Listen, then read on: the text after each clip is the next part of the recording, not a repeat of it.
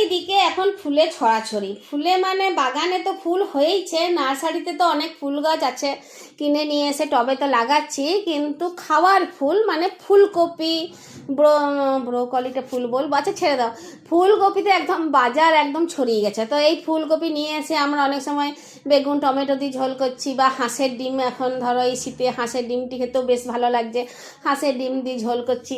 আর বলছি আজকে একদম দারুণ রান্না হয়েছে, ফুলকপি আর হাঁসের ডিমের ঝোল, ফুলকপি আর মাছের পাতলা ঝোল, ফুলকপি আর চারাপোনা মাছের ঝোল। তা আজকে সেরকম আমি বানালাম ফুলকপি দিয়ে চিকেনের ঝোল। আরে আরে নাক ছিটকাও না, একবার তো খেয়ে দেখো, আর রান্নাটা দেখো, একদম মনে হচ্ছে যেন আমি হাঁসের ডিম দিয়েই ফুলকপির ঝোল করেছি, কারণ মাছের তো একটা আস্তে আস্তে গন্ধ আছে না। তো বিলু তো স্কুল থেকে এসে পরে বললো যে মা তুমি ফুলকপি দিয়ে ডিমের ঝোল করেছো। তা আমি বললাম দেখেই নে কি করেছি। ডিম দেখলে এদের মানে অতটা ভালো লাগে না, মনটা খারাপ হয়ে যায়, কিন্তু চিকেনটা দেখার পর মনে শান্তি হলো। তো রান্নাটা তো খুবই সুন্দর, খুবই সহজ পদ্ধতিতে রান্না। তো চলো একবার দেখে নিই রান্নাটা। তো প্রথমে কি করলাম, আলু ভেজে নিয়েছিলাম, ফুলকপিও ভেজে নিয়েছি, তারপরে পেঁয়াজ দুটো কুচি কুচি করে কেটে ভেজে নিয়েছিলাম, আর তার উপরে রসুন বাটা, আদা বাটা, শুকনো লঙ্কা বাটা এগুলো দিয়ে, আর তার উপরে চিকেনগুলো দিয়ে পরিমাণ মতো তোমার নুন চিনি সব কিছু দিয়ে আর ভালো করে কষতে শুরু করলাম। তারপর যখন কষতে কষতে ওই মাংস থেকে জল বেরিয়ে এলো, তখন তোমার ফুলকপি আলুগুলো দিয়ে আরও বেশ ভালো করে 10-15 মিনিট কষিয়ে নিলাম।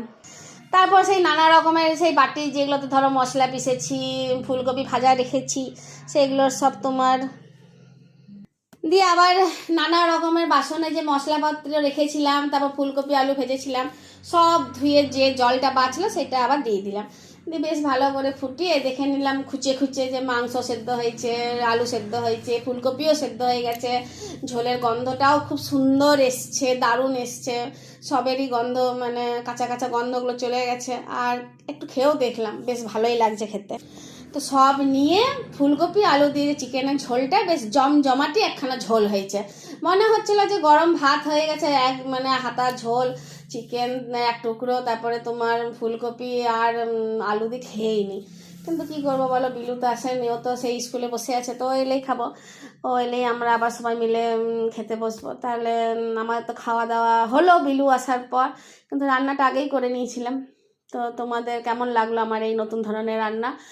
যদি ভালো লাগে, ভালো না লাগলেও বলবো যে একদিন করে খাও, আরে যদি নষ্টই হয় তো নষ্টই হবে, খেতে তো পারবে, একদম তো খুব খারাপ তো হয়নি, আর খেয়ে দেখো ভালোই লাগবে, একটা নতুন ধরনের রান্না হলো। আর আজকে যাই, তাহলে কালকে একটা অন্য ধরনের রান্না নিয়ে আসবো, তাহলে আসি, ধন্যবাদ।